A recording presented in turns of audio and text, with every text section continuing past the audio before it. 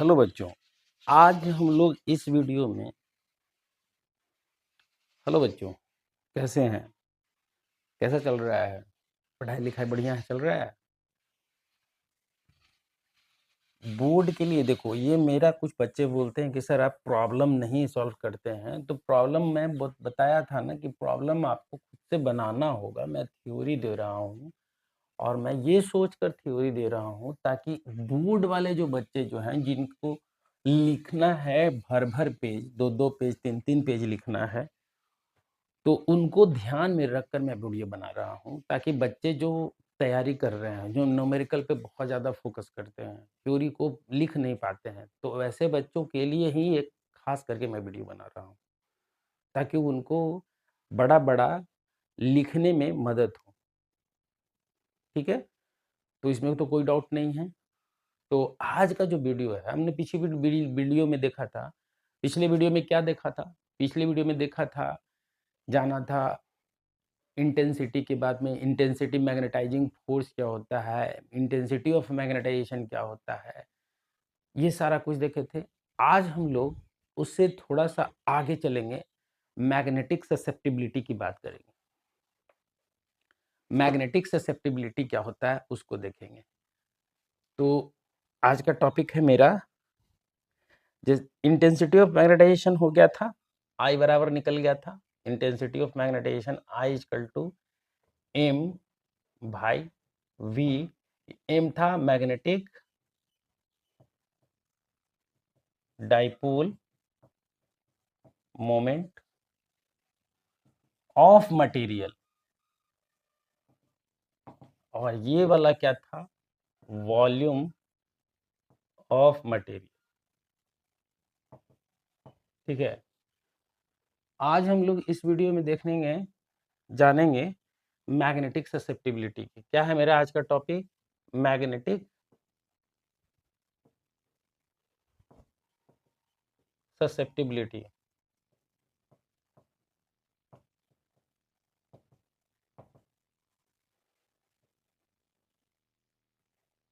जाई से डिनोट किया गया, ऐसे, इस तरह से। ठीक है, मैग्नेटिक ससेप्टिबिलिटी। तो इसमें क्या कहा गया कि मैग्नेटिक ससेप्टिबिलिटी बताता है कि कोई मैग्नेट जो है ना, कितना ईजी टू है, कोई मटेरियल जो है वो कितना ईजिली मैग्नेटाइज्ड हो जाएगा। नहीं समझे? कोई भी मटेरियल को हम कहते हैं ना कि कंडक्टर कहते हैं, तो कंडक्टर का क्या था कि कोई भी मटेरियल से इलेक्ट्रिक करंट कितना फ्लो कर जाता है। ठीक, तो उसी तरह से कहा गया मैग्नेटिक ससेप्टिबिलिटी में कि कोई मैग्नेट अगर है तो वो कितना जल्दी कोई मैग्नेटिक मटेरियल है तो कितना जल्दी मैग्नेटाइज्ड हो जाता है। तो इसको डिफाइन किया गया, क्या बताया मैग्नेटिक ससेप्टिबिलिटी में? It gives information how easy how easily to magnetize a material when it is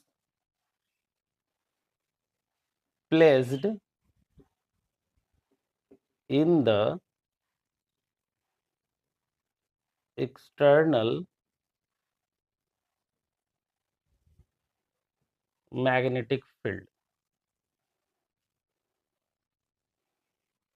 ये क्या बताता है? कोई मटेरियल जब मैग्नेटिक फील्ड में रख दिया जाए, एक्सटर्नल मैग्नेटिक फील्ड में रख दिया जाए, तो how much easily it will be magnetised. ठीक है, तो उसी चीज को बताता है मैग्नेटिक ये।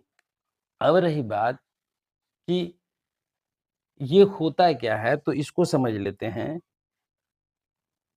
इसमें कहा गया it is defined as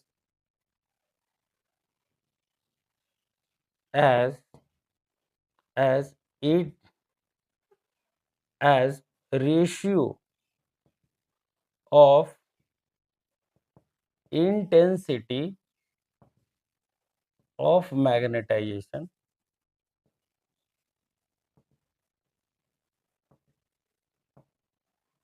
to the to the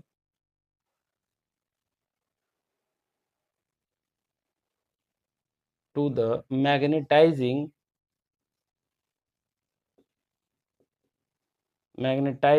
force applied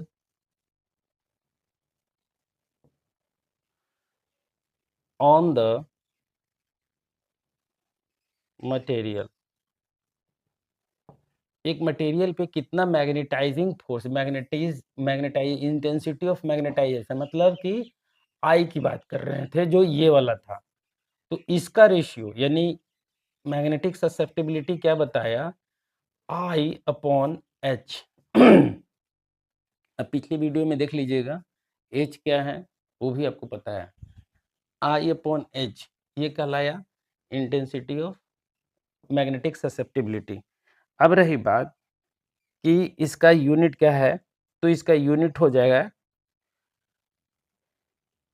it it is unit less due to ratio of same unit having physical quantity. ये दोनों का यूनिट सेम होने के वजह से ये क्या होगा, मैग्नेटाइज्ड, इसका रेशियो क्या होगा, नहीं होगा। ठीक है, अब आगे चलते हैं।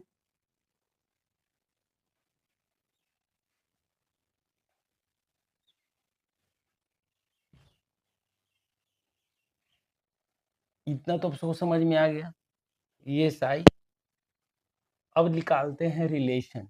रिलेशन क्या है उसको देख लेते हैं, उसके बाद यहाँ से स्टोरी को थोड़ा सा और आगे बढ़ाते हैं।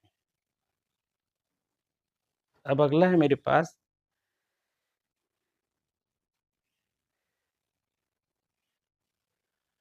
टॉपिक है relation between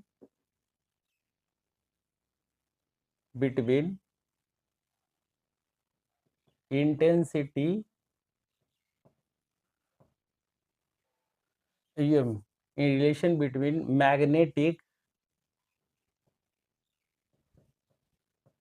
permeability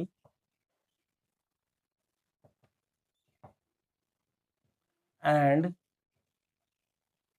magnetic susceptibility.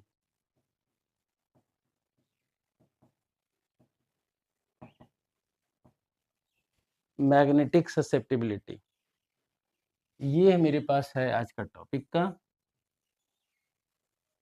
ठीक है, मैग्नेटिक ससेप्टिबिलिटी और क्या relation between magnetic permeability and magnetic susceptibility. Magnetic permeability आपको बताए थे म्यू आर, अगर रिलेटिव परमिएबिलिटी की बात करें तो mu R into mu naught होता है, वो होता है म्यू के बराबर।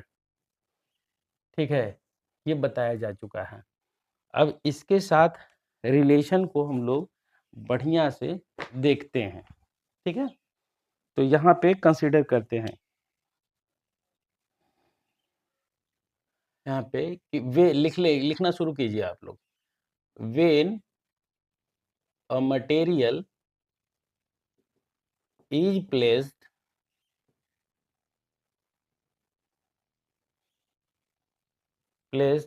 इन external magnetic field B naught, then the material produce net magnetic field B, ठीक, while material receive H magnetizing force. अगर ये बात है तो उस कंडीशन में B बराबर अगर हम लिखें तो B naught plus B M लिखते हैं। यहाँ पे ये कहाँ से आया ये समझ लीजिए। जैसे मान लो कि एक आयरन है, एक आयरन का टुकड़ा है, इसको एक्सटर्नल पहले से मैग्नेटिक फील्ड था B नॉट, आयरन को टुकड़े को डाल दिए, मैग्नेटिक फील्ड जो इसका बढ़ गया, ठीक, कोई बी आ गया, अब नेट मैग्नेटिक फील्ड बी आ गया क्योंकि अंदर में एटॉमिक डाइपोल जो था सारा अलाइंड हो गया, एक डायरेक्शन में हो गया इस तरह से, तो मैग्नेटिक फील्ड क्या हो गया, बढ़ गया।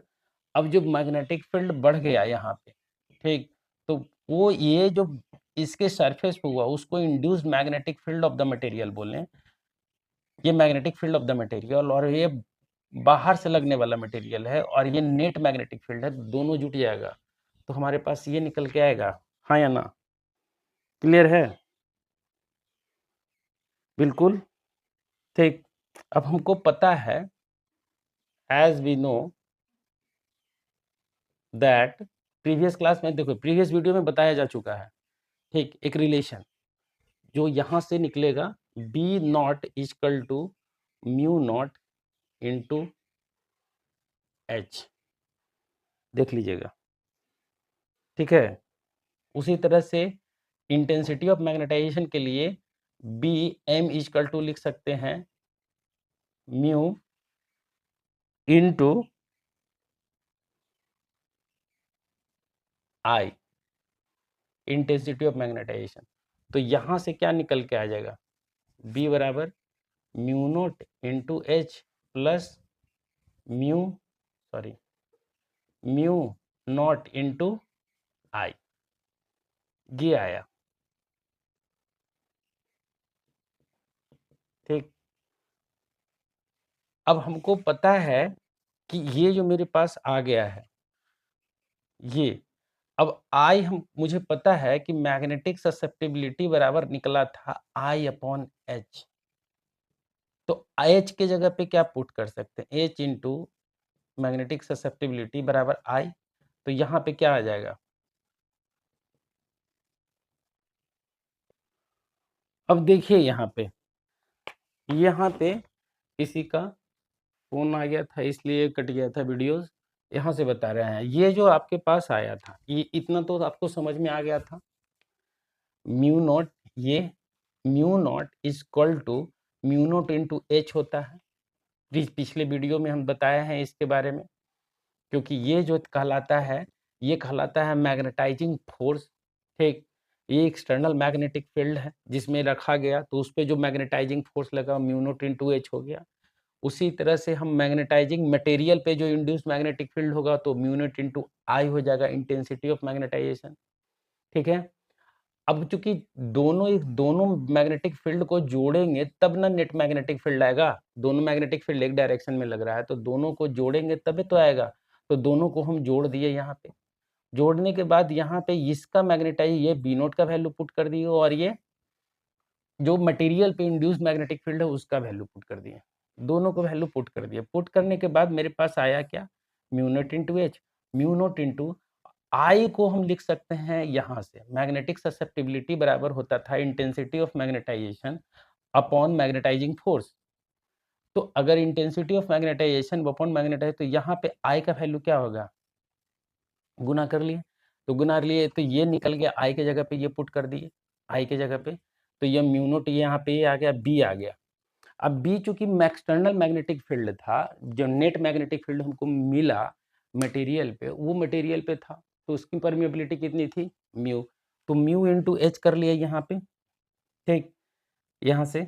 अब ये जो तुम्हारे ये हमारे पास आया, ये कट गया, ये कट गया, ये कट गया, तो हमारे पास म्यू बराबर क्या आ गया? ये वाला आ गया, ठीक। अब जब ये दिख रहा है हमको, तो यहाँ से हम म्यू नोट को कॉमन ले लिए, और म्यू नोट को जब कॉमन लिए तो यहाँ के बाद इसमें है, म्यू नोट को जब कॉमन लिए तो म्यू नोट बाहर 1 प्लस आई आ गया यहाँ पे, जो कि मैग्नेटिक ससेप्टिबिलिटी को रिप्रेजेंट कर रहा था। इसको इसके नीचे कर दिए। अब इसके नीचे कर, तो इसी रेशियो को तो कहते हैं रिलेटिव परमिएबिलिटी, इसी को तो कहते हैं म्यू आर।